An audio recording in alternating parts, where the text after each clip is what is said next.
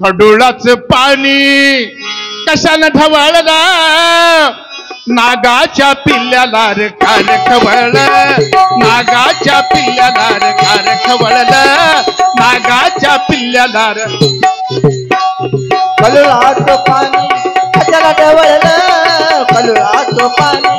कशाला ढवळलं नागाच्या पिल्ल्याला car खवळलं नागाच्या पिल्ल्याला car खवळलं नागाच्या पिल्ल्याला car खवळलं मूर्ती लौकिक नगर त्याचे नाव पंढरपूर तिथील मोका शिवबाश विटीवर पुंडलिक भक्तराज सोबीचंद्र भागस्थिरी बोलती साधू संत जीवा वाटे हुरहुर तुम्ही संत मायबाप एवढा उपकार करा न्या मज तिथीवरी दाखवा दिनाचा सोयीरा मज नाही हात डोळा पडली झापड कर्णबधीर झाली वाचा बोध बोबड साठी बुधी नाटी हाती आली काठी वसवस लागली पाठी आणि तोंड झालं खोबऱ्याची वाट अव तारुण्या वेळामध्ये कुणाचं बी मुली उद्या कोण पण म्हणतंय ए पप्प्या मला पप्पी देतोस का ए पिंट्या मला पप्पी देतोस का आणि ती जर पिंट्या जर 70-80 वर्षाचं झालं तर कोण म्हणतंय काय आजोबा मला एक पप्पी द्या बघा ह्या शरीराची किती काया पालट आहे बघा लहानपणात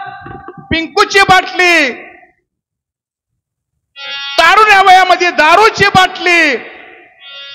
आणि म्हातारपणात सलाईची बाटली पण बाटली बंद होत नाही मग विचार करा म्हातारा झाल्यानंतर किंमत आहे का पोरग म्हणते बापाला कळत नाही बायको म्हणते नवऱ्याला कळत नाही आणि बहीण म्हणते पप्पाला काय कळत नाही मग कळल्याशिवाय एवढं घरदार बांधलं परपंच केला काय माझी चुकी झाली काय म्हणला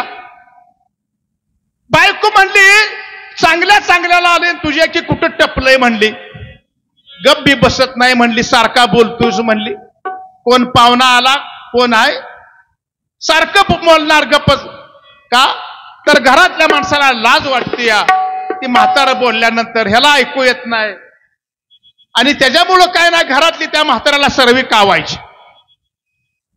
म्हातार काय नाही म्हातारीच्या अंगावर गेलं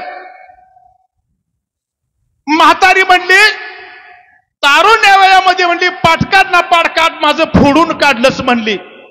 आता म्हातारा झालायस तरी सुद्धा म्हणली अंगावर ताव धरून येतोच म्हणली तुझ्या की कुठं दार लागलंय म्हणली चांगल्या चांगल्याला आलंय म्हणली तुला कसं काही नाही म्हणली म्हातार आजारी पडलं आणि म्हातारी धुयाला गेली तळ्याला बाया म्हणल्या बरं आहे का ग म्हातारीला म्हणली कशाचं म्हणली काय खायना पिना नुसतं टुकू टुकू बघतय अगं म्हणली त्या दिवशी म्हाताऱ्याला लय तू शिव्या दिल्या आम्ही स्वतः कानानं ऐकलं म्हाताऱ्यानं द्यास घेतला त्यानंच भाकर खायना काय करणार होय ग म्हणली लय नाना टाक्याच्या शिव्या दिल्या माझ्या आता मनात एक एक यायला लागले म्हणली उगच शिव्या दिल्या आणि घरी म्हातारी आली पोरायला म्हणली खाऊन घ्या म्हणली पिऊन घ्या म्हाताऱ्याचा काही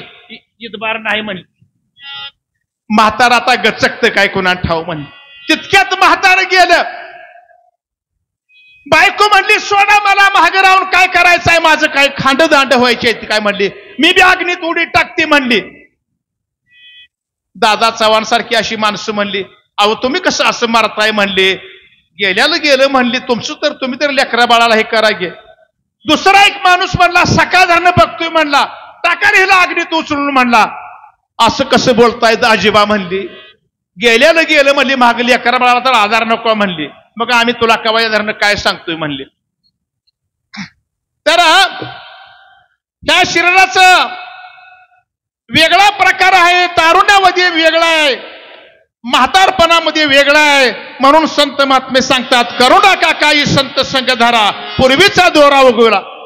मजना हात डोळा पडले झापड कर्ण बधीर झाले वाचा बोले भोपड नाक मुकू गळी लागे लाळा आणि शिंबुड सरणापरी गती झाली अवघी करती हडहड खडुळाच पाणी कशानं ढवळलं नागाच्या पिल्ल्याला रे कार खवळलं खडुळाच पाणी कशानं ढवळलं नागाच्या पिल्ल्याला कार खवळलं खडुळाचं पाणी कशाला ढवळलं नागाच्या पिल्ल्याला कार खवळलं खडुळाचं पाणी कशाला ढवळलं नागाच्या पिल्ल्याला